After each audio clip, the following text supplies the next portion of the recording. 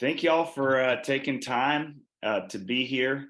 Really grateful for your presence and coming together. This is something that an idea we've had ticking for a while, and so we're excited to kind of implement a way to kind of share where we're at as a church. So I am um, grateful for your presence, and as I'm doing this, there's a couple more people coming in.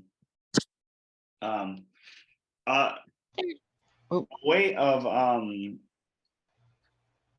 centering us is I really appreciated our call to worship this morning. That said, the response was, "We are a people on the way," and that's what I feel about this church, is that we're people on the way. People trying to figure what church looks like for us and for this community. Planting a church during the pandemic and coming out of the pandemic has definitely been challenging. So where was I? The pandemic, there's been some challenges, and coming out of that, it has dramatically changed and shaped the church in general. A lot of churches, as you're going to hear, even with ours, are having to become innovative on how they raise funds for their communities, and also how they think about ministry. And one of the things that Tim will talk about, we're sponsored and supported by the North Carolina United Methodist Conference, and we started in 2019. And each year that conference expense has how they have supported us has decreased, and we in this this month our conference support has decreased at 25%. It's a pastoral salary support, and so many churches that can lean on endowments and that stuff like that, we don't have that luxury. And so we as a church are in a leadership team, are here to lean into our future together, and to go in together to be a people on the way. So I'm going to share my screen.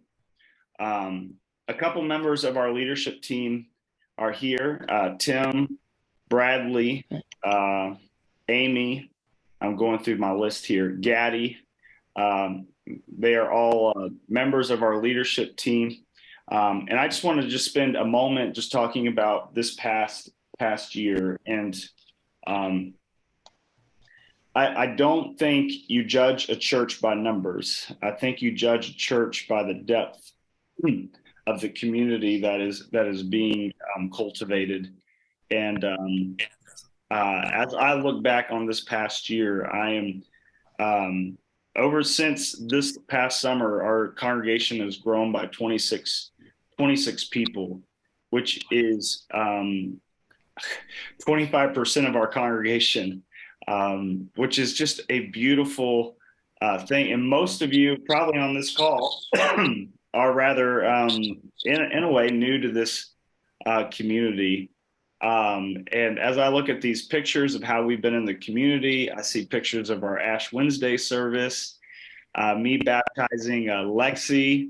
I've baptized 3 children this year. I got baptizing a 4th next week, Luke and Natalia's son. 4 baptisms in a year is a record for me. This is the most active I've ever been as a pastor. We had the largest Ash Wednesday service we've ever had. We've had the largest Easter service we've ever had. And you see our kids there. I've been asking Jordan, our childcare staff, are you okay? These last 2 weeks, just because half our church is kids, which is beautiful and awesome. It doesn't mean that there aren't challenges with that. See a picture of our Palm Sunday gathering there. So Yeah, we have some challenges in front of us, but also I am of utter gratefulness for the work of each of us in this community. And I'll say one last thing. When I'm at these community events, the last one we're at was Juneteenth, and thank you for everyone that came out to that. But I was speaking to Quinn. I can't think of Quinn's last name, but he's an alderman in Elon. And Ray. Quinn Ray. And Quinn said, I'm so grateful that a church like yours exists in Alamance County. And I just, oh man, that was just beautiful, and it energizes me. Um, I'm going to pass this along to Tim and then Bradley, and then we'll end. And if you have any questions, and so Tim, I'm going to highlight. You can go ahead and start right. talking. I'll keep the slides going. Okay. Yep. If you'll move to the next one, that'd be great. So I also want to, I also want to thank everyone for being here too. I'm going to discuss briefly some stuff that has recently gone on the leadership team. As you know, or at least some of you know, we follow a Methodist practice, including our structure, which is derived from the United Methodist Church of the Book of Discipline, and it includes a leadership team. We're a working group. We don't have all these luxuries of having all these multiple committees to report to an admin board.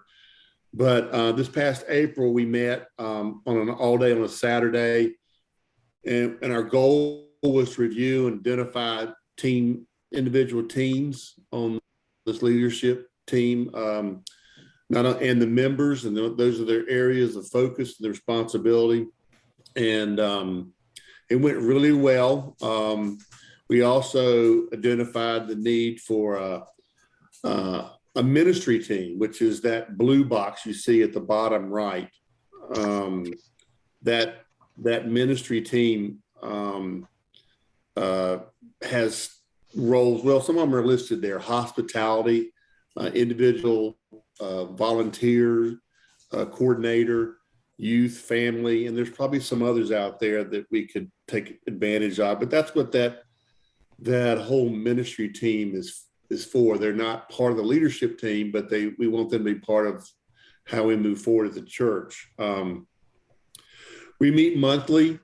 We discuss the issues at hand. We review past events. We discuss topics of interest, and we evaluate the church and how we're moving. As you can see in this slide, the areas, the pastoral, and we've combined, the chair, I'm the chair, and we've combined that with staff parish, which basically is the church business.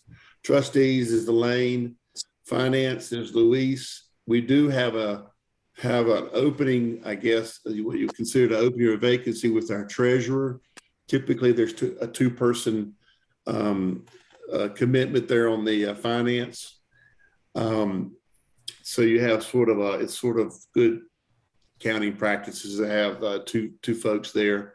And then the two big ones, I think, are spiritual formation, which includes Bradley and Gaddy. And you can see over to the right what we have put next to it: small groups, youth coordination, children and families. I could see that expanding even more. And at the bottom, that community engagement or external engagement. Luis and Amy have been dealing with that. Of recent, it was dealing with coordinating things like the Benevolence Farm Day, Juneteenth, July 4th parade. So there's been a lot of activities, and I think we now have some folks in place that can continue to respond to future needs as things come up, and evaluate things that we're doing to make sure that, it's very easy, if you're not careful, it's very easy just to start doing a lot of things. We decided, and we felt like it was important to be very focused and very deliberate in our actions. So I think this structure has helped us with that. I don't know, under trustees, which is Elaine, I will comment that we have been actively trying to see how we can improve our space conditions. We think the museum is nice, but I think a lot of us feel like we could have a better seating arrangement, and we're limited in what we can do there. But so we're trying to make the best of it, but it's very economical for us to be there. And it is a good space, but ultimately we do want to be in a different space, not only for a service on Sunday morning, but a place for our children and our kids to be able to meet and have time together, and maybe activities during the week even. So some of the things that we're addressing include, our vision, our mission. I said space, Sunday youth and childcare, volunteerism, mission, and finances. And I'll talk about finances in just a minute. But before I get to that, I'm going to let Jason discuss the annual conference that took place in Greenville last month. There were some resolutions that were passed by votes. I'm going to let him move to the next slide and talk about that for a minute. Yeah, I'll do this really briefly. As many of y'all know, we're a United Methodist Conference, and I'll probably more just highlight about what that means to be a part of a United Methodist Conference. And there's two annual conferences in North Carolina, the North Carolina Conference and the Western North Carolina Conference. And I'm more than available to talk to you about Methodism and things that are happening in the church, but there recently has been a church split, as you will. The North Carolina Annual Conference has cut their revenue by 25% from all the churches that left. We disaffiliated from the conference. That being said, there is a strong will amongst particularly United Methodist in the United States and North America that tend to lean more progressive for the United Methodist Church to have a more LGBTQIA plus affirming stance. And so that's number two of where we've seen the church in 2022, Southeast jurisdictions resolution. We also, part of this annual conference, ordained our first gay clergy person, which it's far too long for us to do that, but we can kind of see where the church is United Methodist Church is moving. And also, you'll see that word lighthouse congregation. We recently became a lighthouse congregation, which means for churches that disaffiliated, there are people among those churches who disagreed with the disaffiliation and so decided to leave their churches. And the conference has offered to them lighthouse congregations, which are safe spaces for them to come and to be a part of that. And that was it had to be a vote from our leadership team. And of course, it was unanimous. And then also there's a movement to create a creation care team amongst local congregations. That was something that was done in the annual conference among church business. So there you go. If you have United Methodist questions, feel free to reach out, and I will definitely talk your ear off and try to answer all the questions to the best of my ability.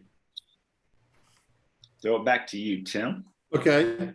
So I mentioned about finances. I kind of look at it as we're sort of at a crossroads. We need to make some decisions that's going to take us, I believe, will help move the church forward in the future and have a real impact.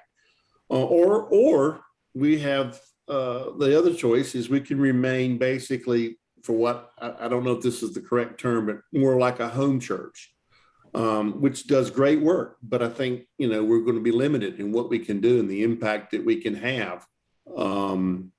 So this choice is going to be on us all, not just a few of us. And so as we move to these next slides, I want us to kind of have an open mind into how we can move forward. to take us to that and how we want to move forward. So you can go to the next slide, Jason. So Storied Church began, from those that don't know, we began as a pioneer church.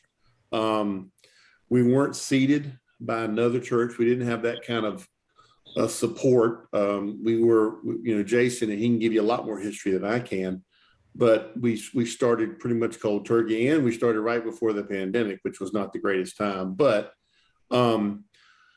because we weren't seated by another sister church, we have what they referred to, we were partially funded by the United Methodist Church. And you can see what I've written there. There at the beginning, we were well funded at that $5,400 per month, and it ended in June of 2022. And it stepped down to $3,700, which was had been in place until this month. And then this month, that support from the Methodist Conference drops to $1,850 per month. And that will stay in place until July of 2024. So, Jason and I are in conference with the folks at the United Methodist Conference to continue to consider support, but this is the plan. And as you can see, this step down has been, it's real, and we're going to have to figure out a way to offset this step down and try to address it. So move to the next slide, Jason, if you don't mind. So we're going to have to increase our we're going to have to currently increase our revenue because our expenses are basically above what's coming in. It's not very similar to balancing your budget at home, and it can be accomplished in multiple ways. And again, like I said, we're down to, the contribution is down to $1,800 a month from the Methodist Conference. We've been short in the recent months, and that's going to need to be accounted for. In 2022, contributions from another church, that was a gift from a church that had leftover funds from a building campaign, I believe it was, we were able to take advantage of that through a gracious gift. And then this has allowed us to make up these shortcomings, but that's going to run out. That will run out at some point, and we're going to need to account for that deficit also. So we have a reduction from the United Methodist Conference, and now we're also having, we have to face the realization that we're not able to cover our expenses either. So, and there's other things that we want to do. I mean, one of the big things that, and Jason talked about this earlier, we have a lot of children, and we have a lot of young families and young adults that are coming in. We want to be able to give them some attention also. One of them is, we have currently one paid child care worker.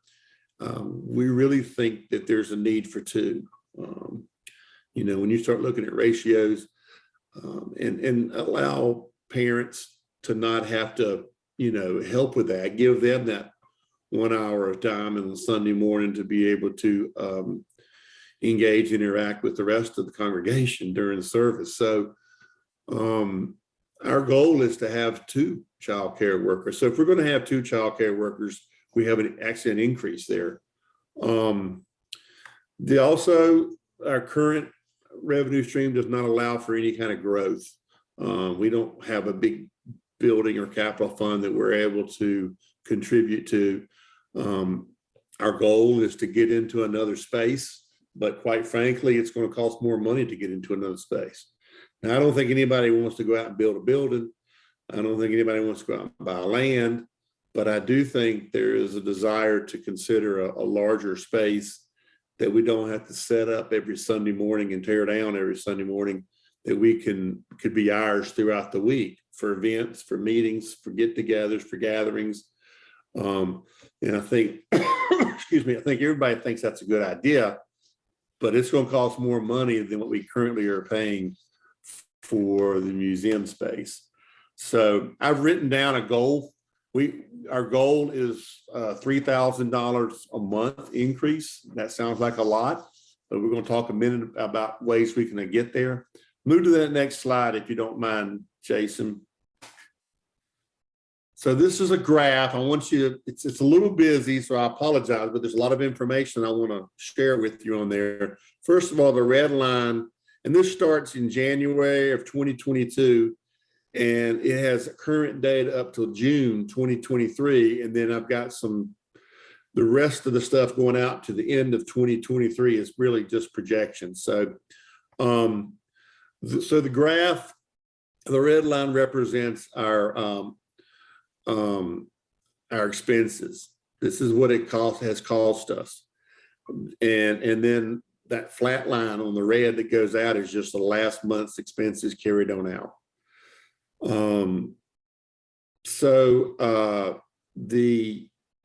Let's see here, the black line is an expense.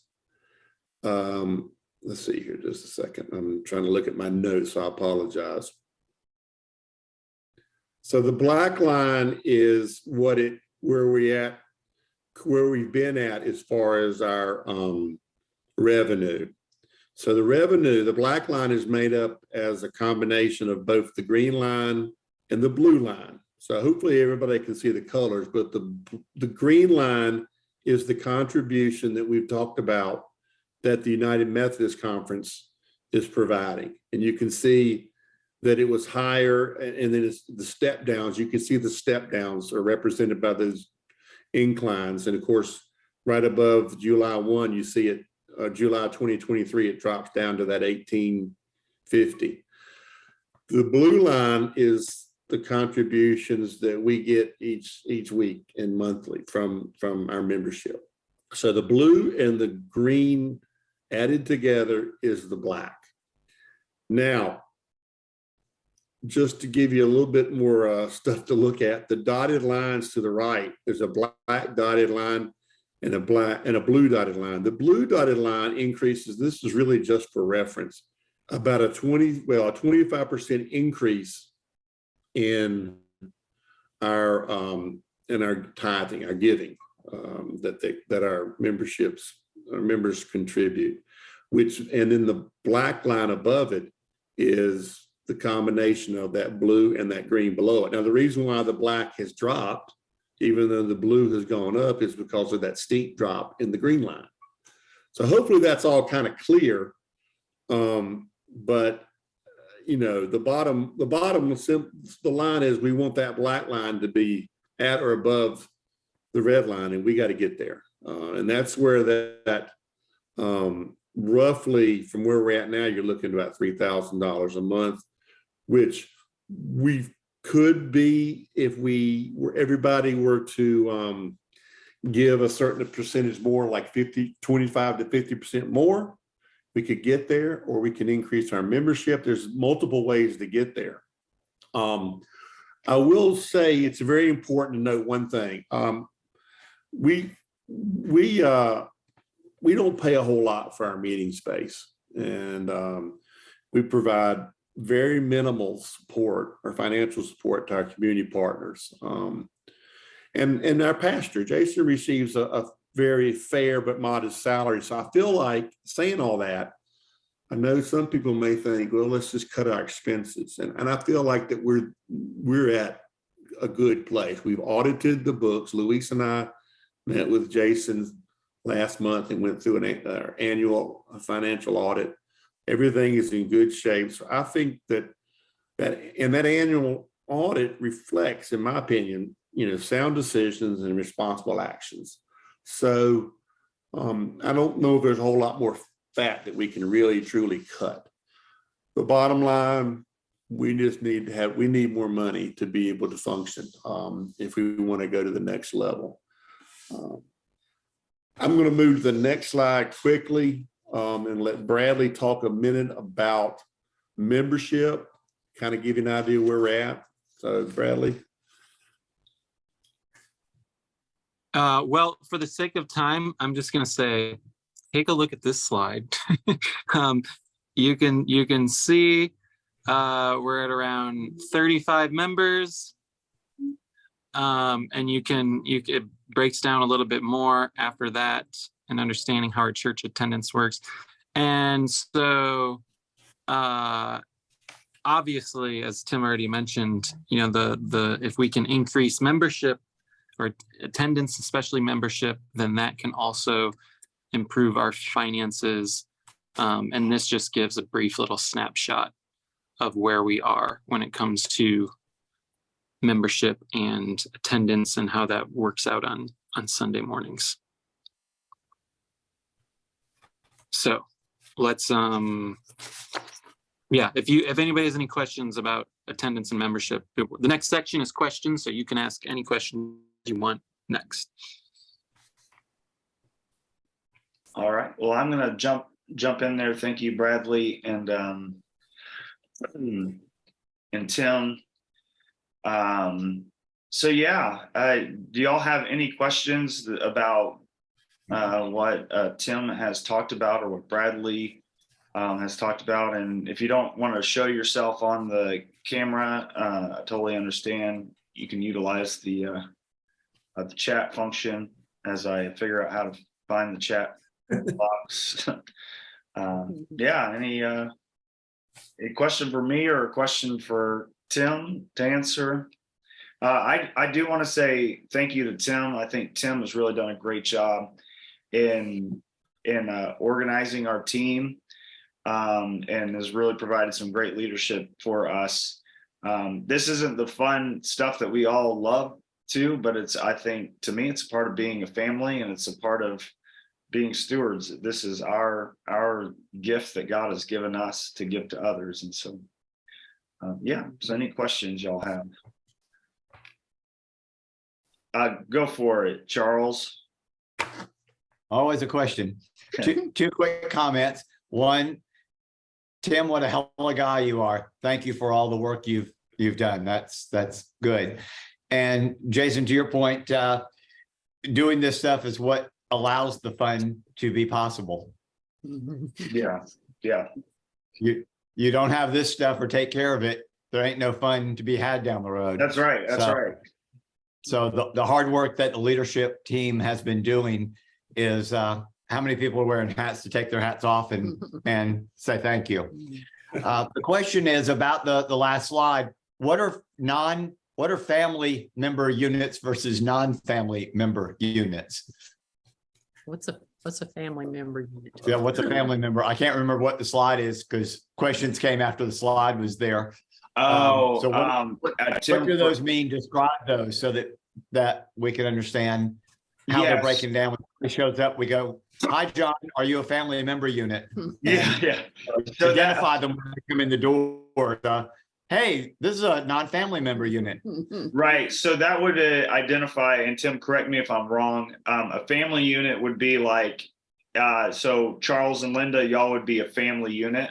That would be so when we say it'd be good to grow by 8 family units, we're saying either a singular individual or rather than saying we need to grow by 30, we can have somebody that walks in, that's like two families that make up 15 people, but that's not necessarily those children aren't going to be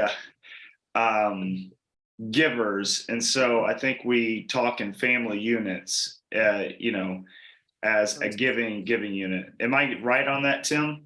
Is that where you? Yeah, I think the way to look at it is, like for example, me and Dawn, Dawn doesn't give and I don't give. We give as a family. So that would be kind of what we're referring to as a family unit. Of course, the membership and non-membership is just that. If you have become a member, and I don't know, and I think Jason would agree with me. I don't think we want to get too caught up in the word membership. I think the conference probably has a more of a desire to see a membership grow. I think I think for me, membership's important because it allows us to, I'll tell you, Don and I basically looked at membership as a public announcement as to we want to be a part of this. And then it kind of put us a little bit more like, okay, we're going to be a part of this. And we're going to support this. So that's kind of how some people look at it, but it's not, that's just how we break it down as far as membership. That's all. Is it helpful if we get 2 inflatable child dolls and bring them in and Yeah, that's right. That'll do the job. we want to do our part, we'll have them. I got a couple grandkids I'll let you borrow they're for giving Sunday if you want to. Inflatable money. Inflatable money giving dolls. But, hi, this is little Chucky. All right, I'm gonna moot him. Moot him. She's gonna try to moot me I'm again. gonna moot him. How about other questions that you might have?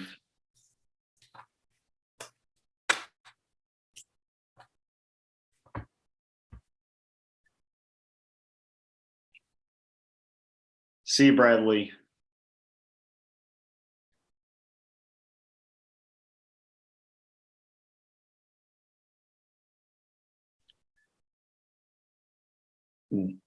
Well, Tim, you got any last imparting? No, I mean, I think the biggest thing I just want to say is, we're all in this together and we want to see this grow. And I'm the person that wants to see us find ways to impact. And, it's just going to take us, increasing our financial, our revenue stream is going to be required for us to be able to go there. It's not, we can remain where we're at, and that would be okay in some respects. But I want to see us grow. But it's all going to come down to this. And Jason and I are going to continue to push the United Methodist Conference for extended assistance.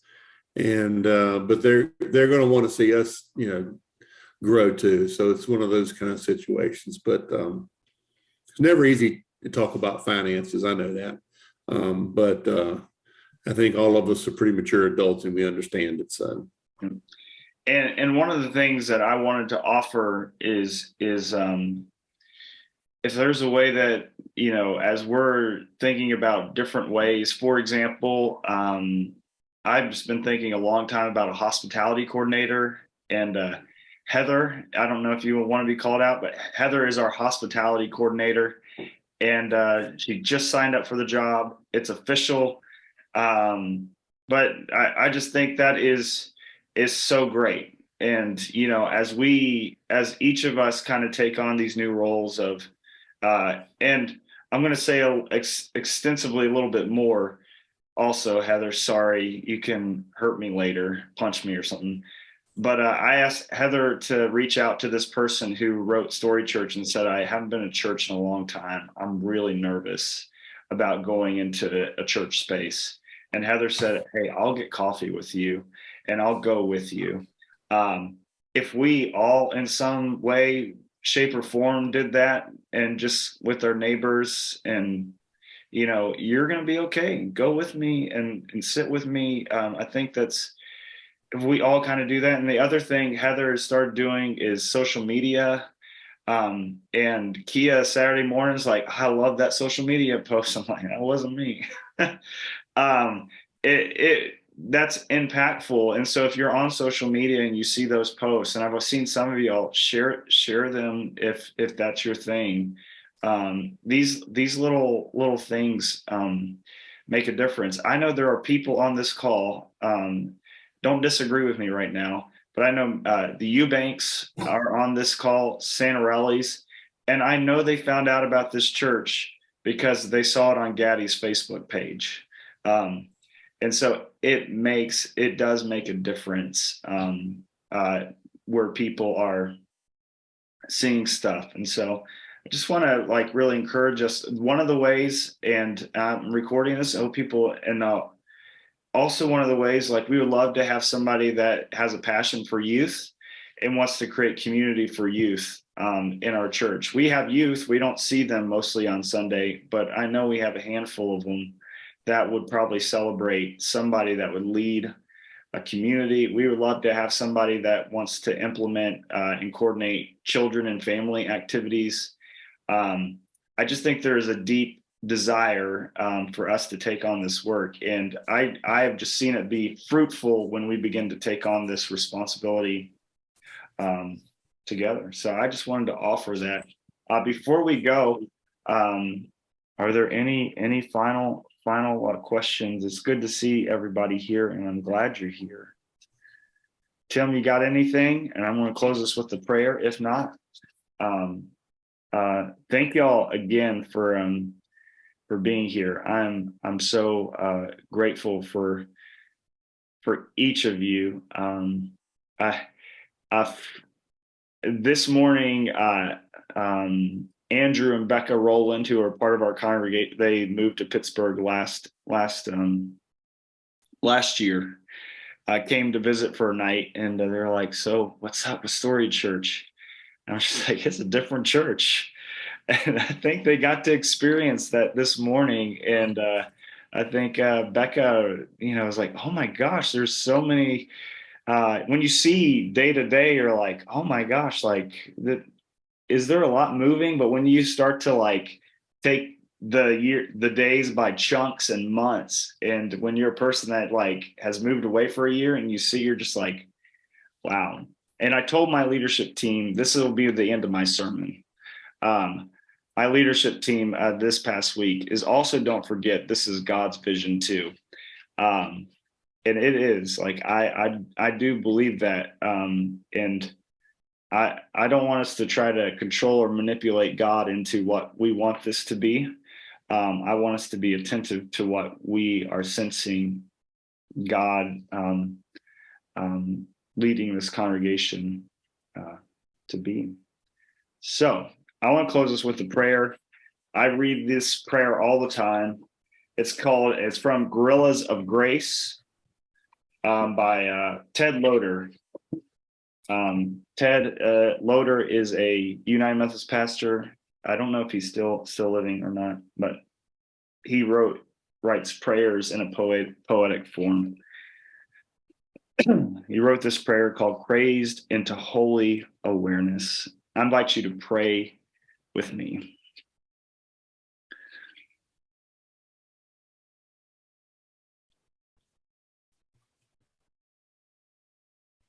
Come, Lord Jesus. Confront us as prophets. Disturb our indifference. Expose our practiced phoniness. Shatter our brittle certainties. Deflate our arrogant sophistries. And craze us into a holy awareness of our common humanity, and so of our bony, bloody need to love mercy, do justly, and walk humbly with you and with ourselves. Trusting that whatever thing it may be too late for, prayer is not one of them, nor a chance, nor change, nor passion, nor laughter, nor starting yet again to risk a way to be together, nor a wild, far-sighted claim that this human stuff of yours is stronger still than a fail or time. Grace to share a kingdom and spirited for you. In Christ's name we pray. Amen. Amen. Thank y'all. Thank you, Jason. Go in peace. Have a good Sunday evening, and I will go love my kids and tell them I love them still. We'll see y'all. Bye, guys.